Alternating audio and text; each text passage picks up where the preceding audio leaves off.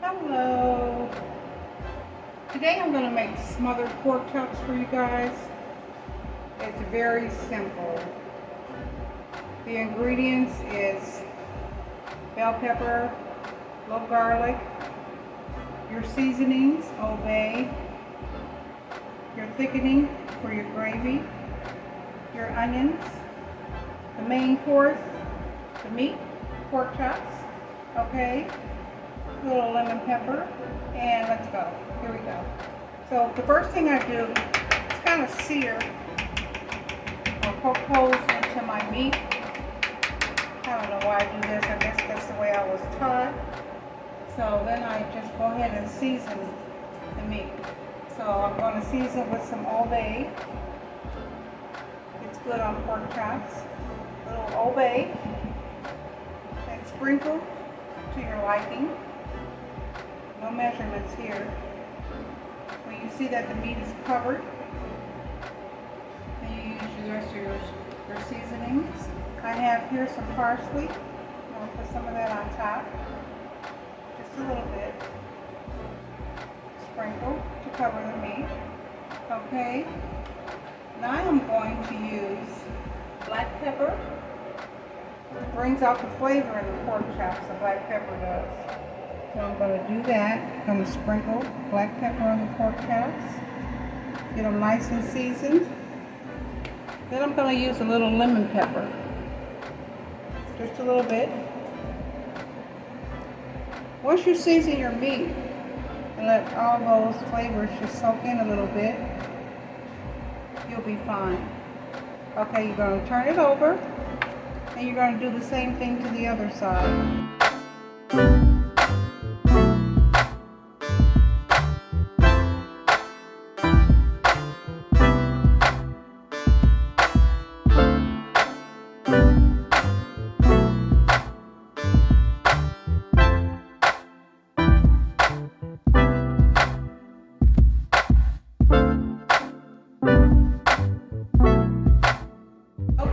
I'm back, and I got my flour. So what I actually do is actually season the flour a little bit as well, because you're going to coat the pork chops with the flour.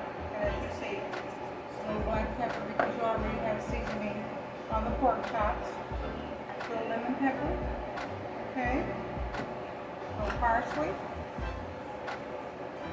So sprinkle, sprinkle, sprinkle. And like I said, you'll get used to sprinkling. And you'll get used to eyeballing the measurements. That's what I call it. So what I'm going to do is add a little bit of black pepper as well. And some people might say, oh, that's an awful lot of seasoning she's putting on that meat. But it's not. Because when you coat the meat, you'll see. And you have a flour base, so that kind of takes away from all the seasoning. That's why I said you have to season your meat and your flour. So what I'm doing now is just dredging my meat in the flour. I've had the oil on the stove getting hot, and I have about a fourth cup of oil in my pan. So I'm going to put the pork chops over in the pan. You're going to hear that sizzle. Take my next pork chop, dredge it in the flour. This is how I was taught how to cook smothered pork chops. So I'm just following the directions I already know. So stick that over in your pan. And I think I have room for one more. So I'm going to put one more pork chop here. Dredge it with the flour on both sides. You want to make sure that pork chop is well coated. Because actually that's where you get your gravy from as well. The coated meat, the flour makes the gravy. And sometimes you might want to add a little cornstarch to your gravy if it's not thickening up enough for you. That's always a good idea as well. So we're going to put that over in that pan. And you hear that sizzle, that's what we want to do. So what we're going to do is just let them fry up. I'm going to turn them when I think they're brown on both sides. Okay, I'll be back for the next step. Okay, so I'm back, and I'm frying up the last couple of pieces of the pork chop. And like I said, we just want to get them brown on each side, which we have done. And there's some pretty thick pork chops. So the next thing I do is I'm going to chop up my vegetables. I'm just going to turn them on a low heat, very, very low. Over here, I'm going to chop up my vegetables. And I told you about that handy dandy chopper that I have. So I'm going to use that. I just place the vegetables on, and I just turn and chop.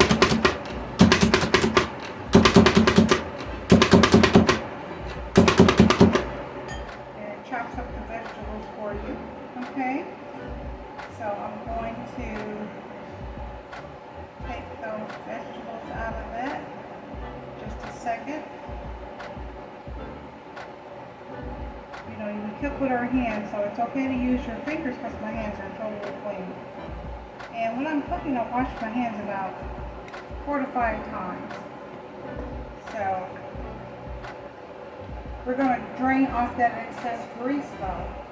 We're going to drain it off, just a little of it. I'm going to drain it off in my grease cup. That's what I call it. I'm going to leave about that much grease in there. So I'm going to saute the vegetables. So I'm going to saute the onions.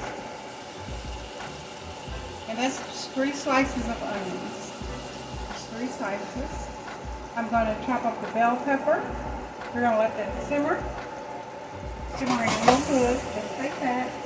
I'm going to place the bell pepper in my little chopper.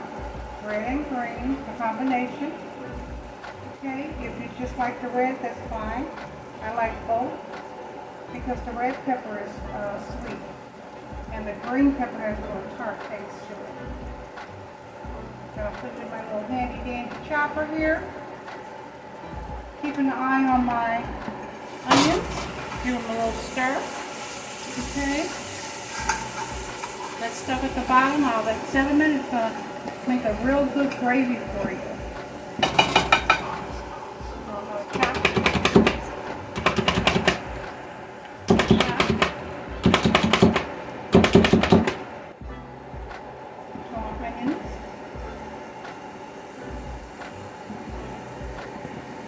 Pepper dye. Okay. And just mix that together. That's going to make some pretty powerful gravy. We're going to put the peppers aside because I think we have enough there. So I'm going to give that a quick stir.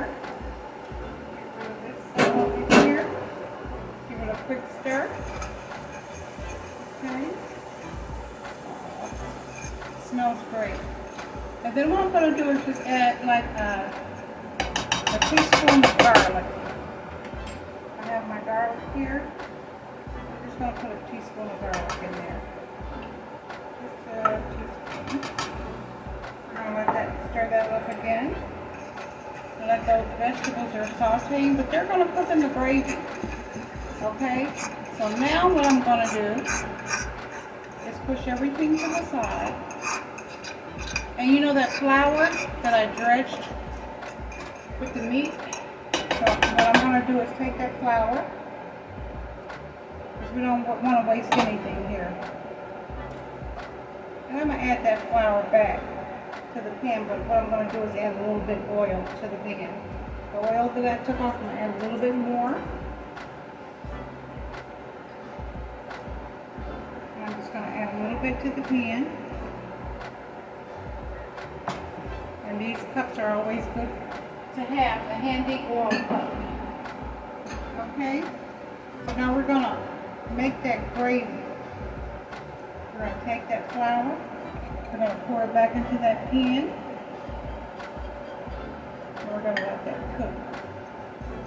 If you notice on my other videos, I always try to make the flour over to the side in the pan, and it works out well for me. Okay? You do your bases exactly how you want to do it, but this is how it works out for me. And beginners, this is how it'll work out for you.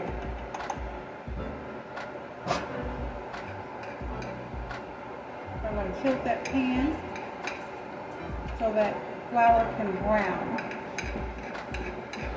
And if it doesn't brown the way you want it to, I always add a bouillon cube so it can be a darker gravy. A beef bouillon cube, and it makes it a darker gravy. But it depends upon how light or how dark you want your gravy. It's up to you. Totally up to you. Now, I told you earlier, some people use cornstarch in their gravy to make it thicker, okay? I'm not going to do that today, but that's a choice as well. So I'll turn out and see how thick the gravy is going to be. The tap lady is here again.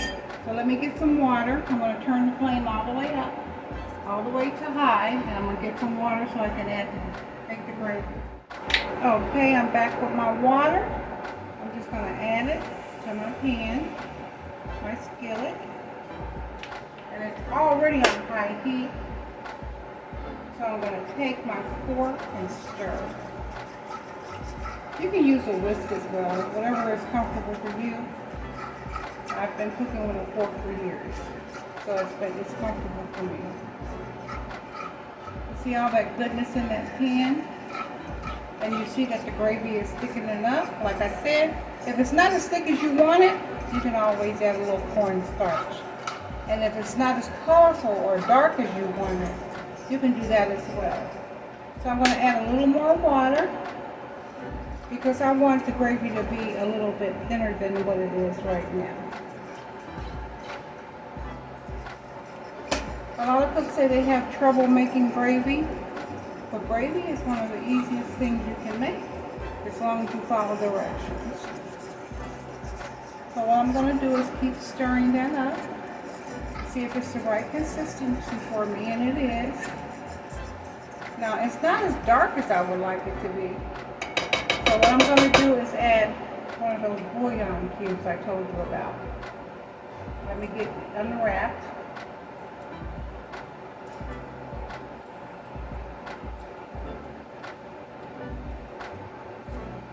And there you have it. I just press it because it's pretty soft. I just add it. And I'm stirring. Now what I usually like to do is just taste the gravy just a little bit to see if it's flavorful. I know it's flavorful, but I want it to be as flavorful as I want it. So let me get a spoon and just taste it a little bit.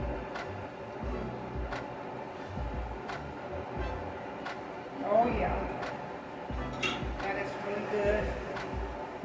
Really, really good. So what I'm going to do now is I'm going to add the meat back into the pan.